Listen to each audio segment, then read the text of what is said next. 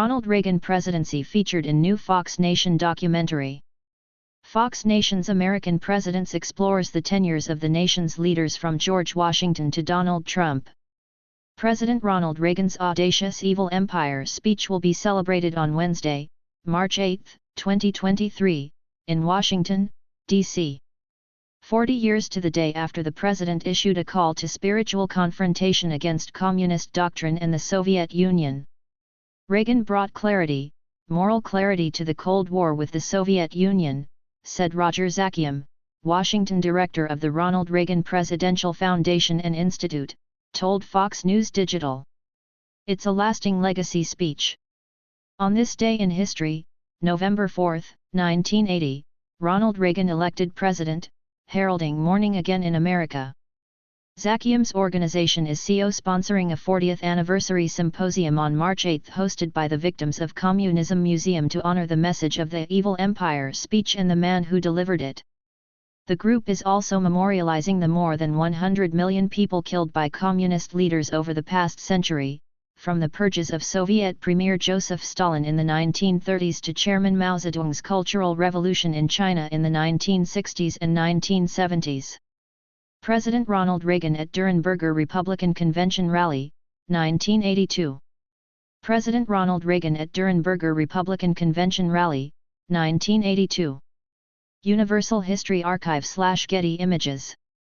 Their effort to honor Reagan's leadership comes at a time when voices on both sides of the American political spectrum say that communist China poses an ever-growing threat to national liberty and sovereignty, and as the United States is funding Ukraine's war against Russia and its leader, former Communist Party agent Vladimir Putin. I urge you to beware the temptation of pride, Reagan said on March 8, 1983, in front of the annual convention of the National Association of Evangelicals in Orlando, Florida. Reagan brought clarity, moral clarity to the Cold War with the Soviet Union. Roger Zakiam. The temptation of blithely declaring yourselves above it all and label both sides equally at fault, to ignore the facts of history and the aggressive impulses of an evil empire. Reagan's speech was more than a scathing indictment of the Soviet Union, with its dictatorial one-party rule and failed economic system. Placeholder. It was a challenge to Americans and Westerners around the world who preached moral equivalency during Cold War and the nuclear arms race, the belief in the wake of the Vietnam War that American constitutional republicanism and capitalism were no better than dictatorial communism. Michael Duggan of the National Archives offered a preview in 2011 of rarely displayed original documents and artifacts in recognition of the Ronald Reagan centennial, including this 3-page draft of the speech given before the National Association of Evangelicals in 1983 when Reagan first declared the Soviet Union an evil empire. Michael Duggan of the National Archives offered a preview in 2011 of rarely displayed original documents and artifacts in recognition of the Ronald Reagan centennial, including this 3-page draft of the speech given before the National Association of Evangelicals in 1983 when Reagan first declared the Soviet Union an evil empire. Gerald Martineau for The Washington Post via Getty Images. Reagan saw it differently.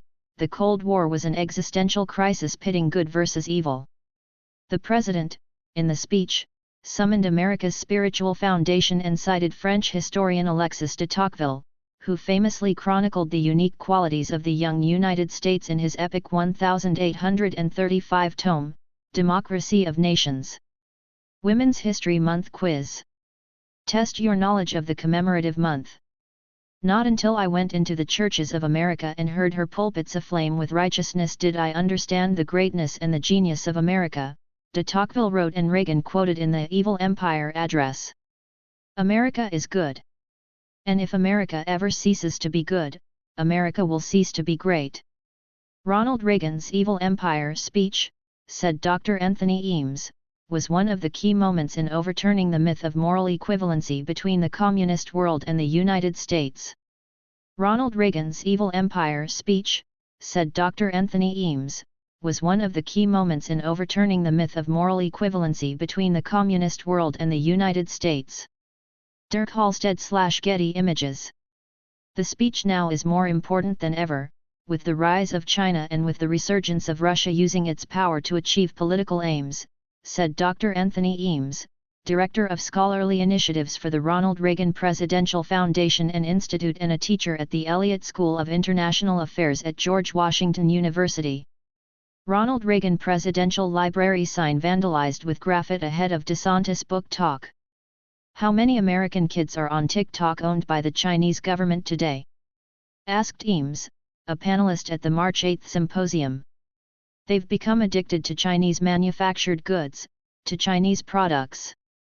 Reagan's Evil Empire speech, he added, was one of the key moments in overturning the myth of moral equivalency between the communist world and the United States.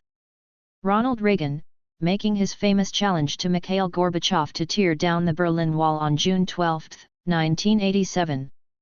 Ronald Reagan, making his famous challenge to Mikhail Gorbachev to tear down the Berlin Wall on June 12, 1987. Getty Images. Reagan's powerful statement that day proved the start of a policy and publicity onslaught against the Soviet Union.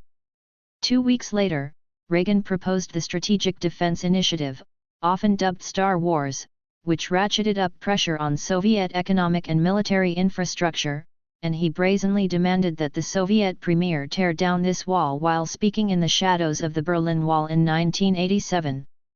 On this day in history, February 6, 1911, President Ronald Reagan is born in Illinois. The Berlin Wall was toppled in 1989, soon after Reagan left office. The Soviet Union collapsed under the weight of economic, domestic, and international pressure in 1991. Reagan proved to be on the right side of history in 1983. But 40 years later, the fight against communism is far from over, according to organizers of the March 8 event. The speech now is more important than ever. Dr. Anthony Eames. A large percentage of the world still lives under the yoke of communist rule and the well-documented evils of its practices, claims the Victim of Communism Memorial Foundation. The real examples of socialism today are China, Cuba, Laos, North Korea, Vietnam, and now Venezuela, the organization states online. We must contend with these regimes and the threats they pose to free people, and we must struggle for the freedom of the more than 1 billion people held captive by these regimes.